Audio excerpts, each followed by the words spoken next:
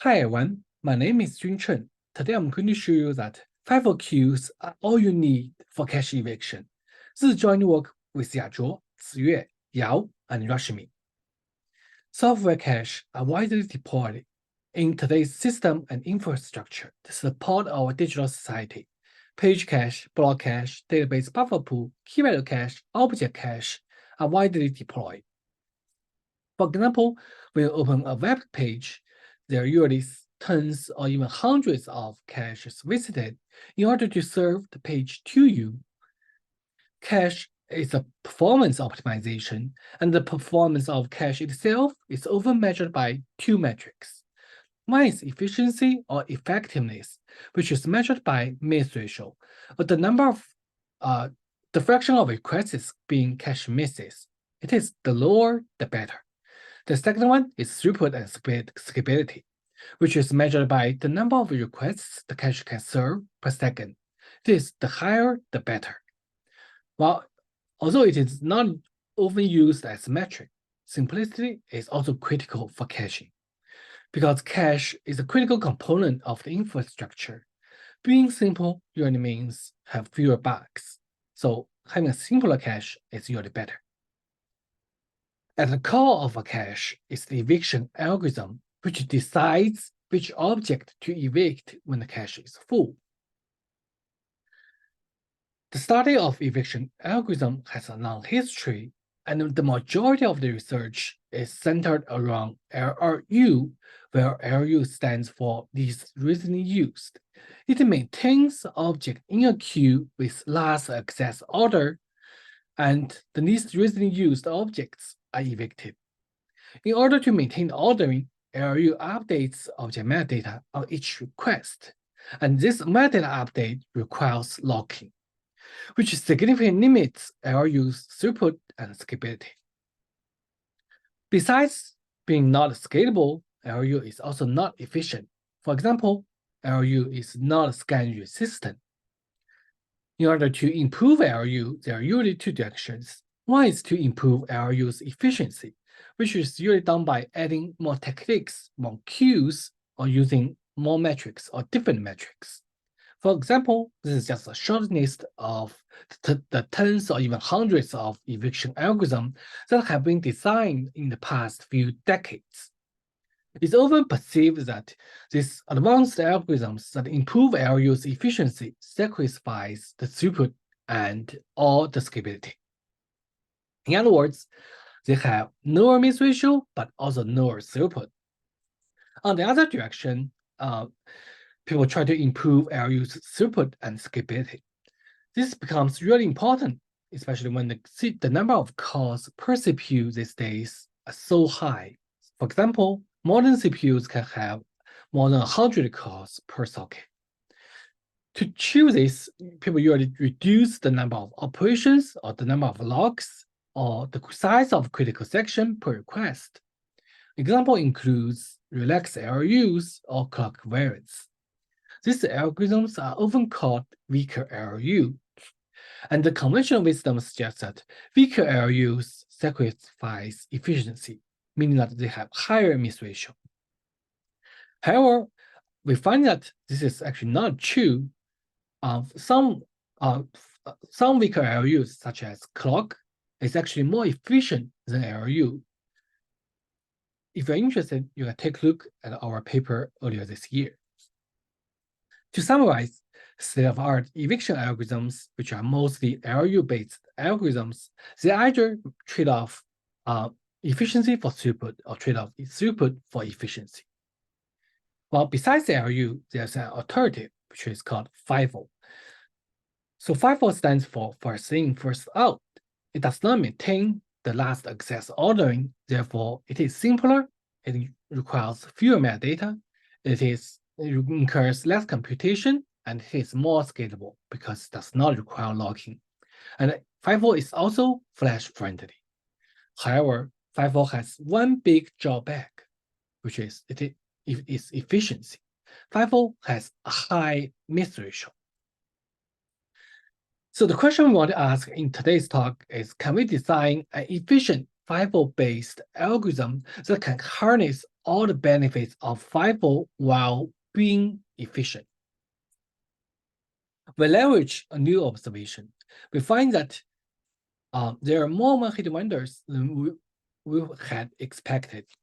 So one-hit wonder objects appeared once in a sequence.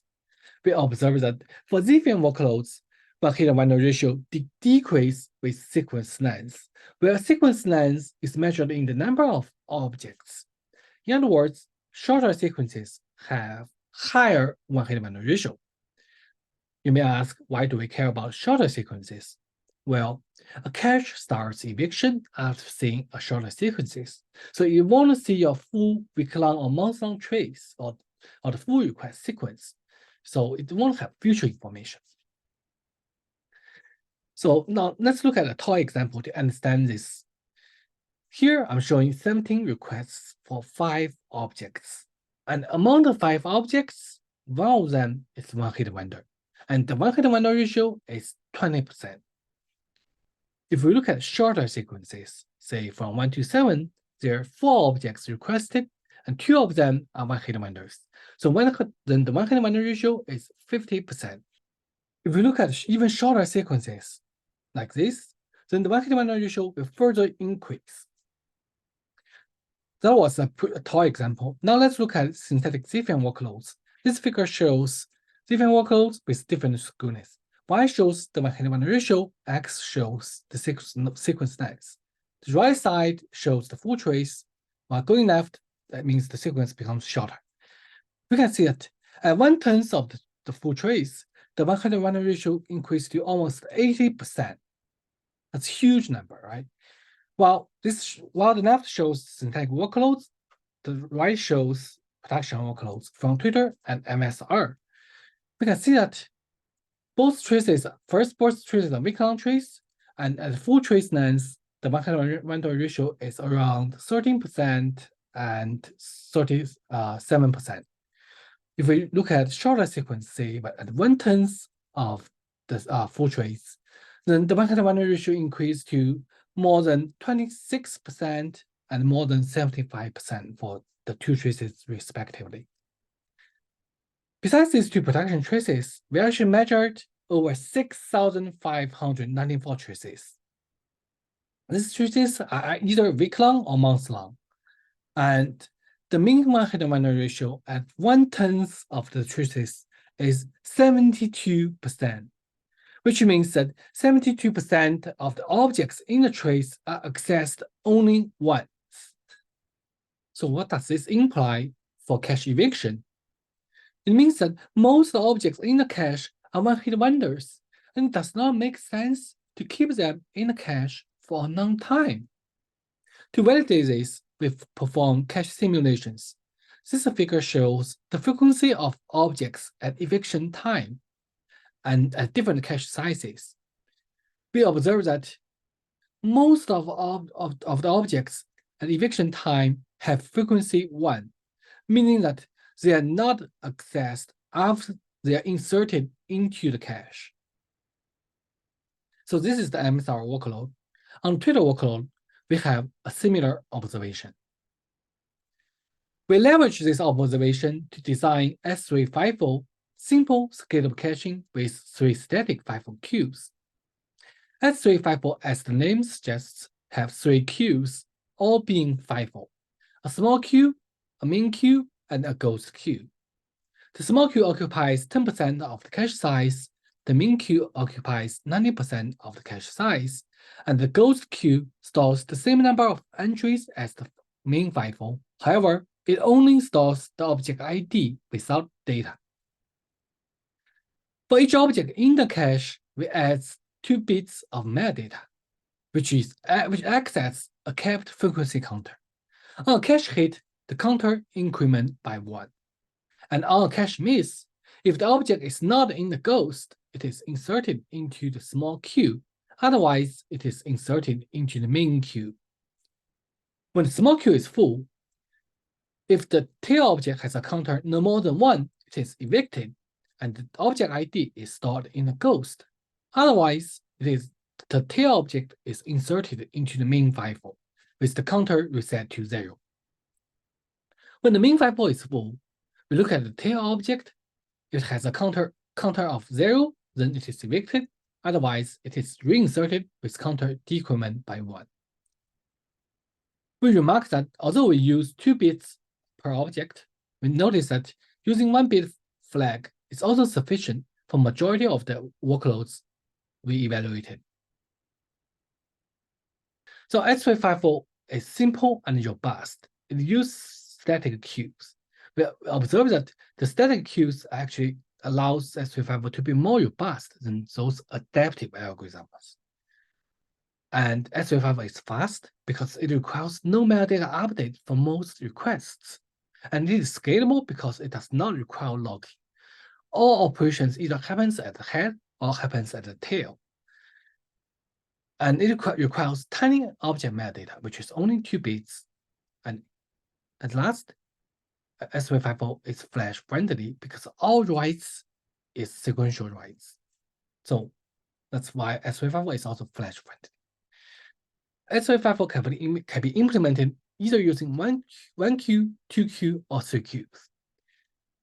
The details can be found in our paper. Now let's look at some results.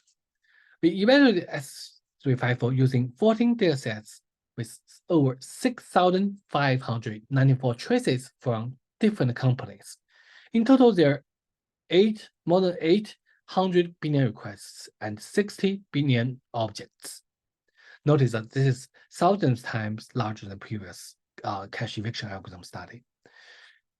The traces were collected between 2007 and 2023, and it covers both block cache, key value cache, and object cache. So in other words, the workloads we used are very diverse. We use Scalable Caching for all the efficiency evaluation, and we also implemented S3 FIFO inside CacheLib as our prototype. We use Cloud Lab as our platform, and we estimated that over 1 million core hours were used to perform this evaluation. Our data and software are all open source. You can find the link in our last slide. Because the traces are so diverse, we can't really show the miss ratio itself, so we use the metric called miss ratio reduction from FIFO. So we use the FIFO as a baseline.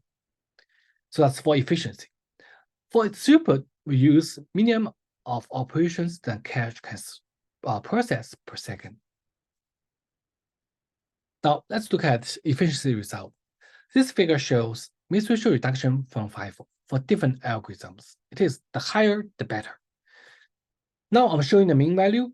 So the first one is S3 FIFO. The rest are state of arts. Due to time limit, I won't go into details of each state of art. But compared to all of them, S3 FIFO has the largest mean reduction. Even though the value increase it does not look significant, do notice that this is on over 6,000 traces. A small increase on the mean value is actually significant. So that's the mean value. Now let's look at P25 and P75. It's still S3 FIFO is better than all state of arts. Similarly, P10 and P90. Putting all them together, we observe that S3 FIFO is more efficient than state-of-art algorithms with up to 72 lower miss ratio compared to LRU. So this result shows the miss ratio reduction distribution across all traces, and it is biased towards the dataset with more traces. This result shows per dataset miss ratio reduction. It's showing the mean value. So the X shows mean miss ratio reduction from FIFO. It is the higher, the better. So the right side is better. The Y shows different datasets. Before I show S3 FIFO, we can see that on each dataset, the best algorithm is sometimes ARC, sometimes slurs, sometimes LHD, and sometimes tiny LFU. Now, let me show you S3 FIFO.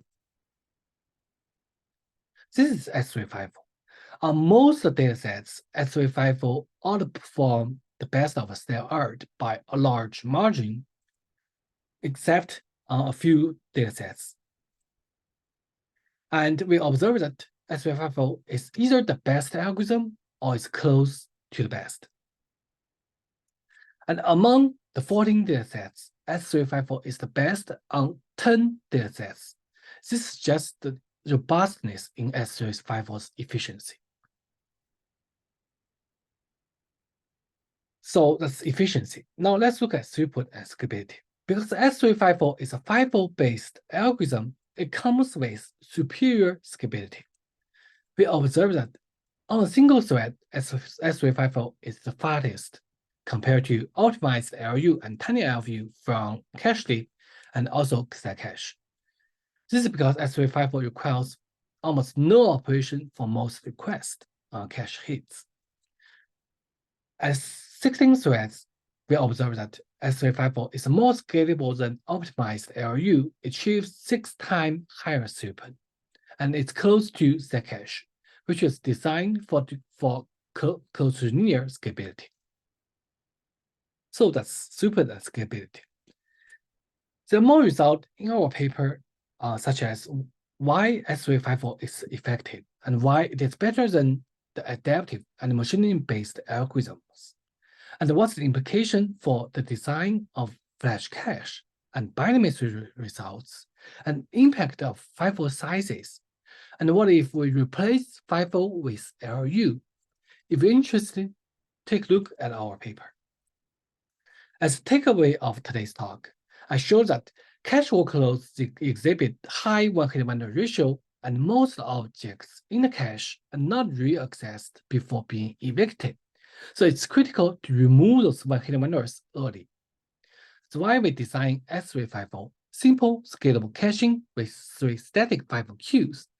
It uses ring insertion to keep popular objects in the cache, and use small FIFO queue to quickly filter out one-hit wonders.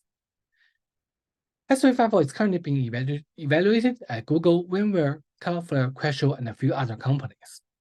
Since it becomes public a few weeks ago, we start to see different implementations of S3FIFO on GitHub implemented by different engineers and different organizations. So that's all I have today. If you're interested, if you have questions, feel free to contact me at this email, and we have more information on our website, and our data and software are open sourced on GitHub. With that, I'm happy to take any questions.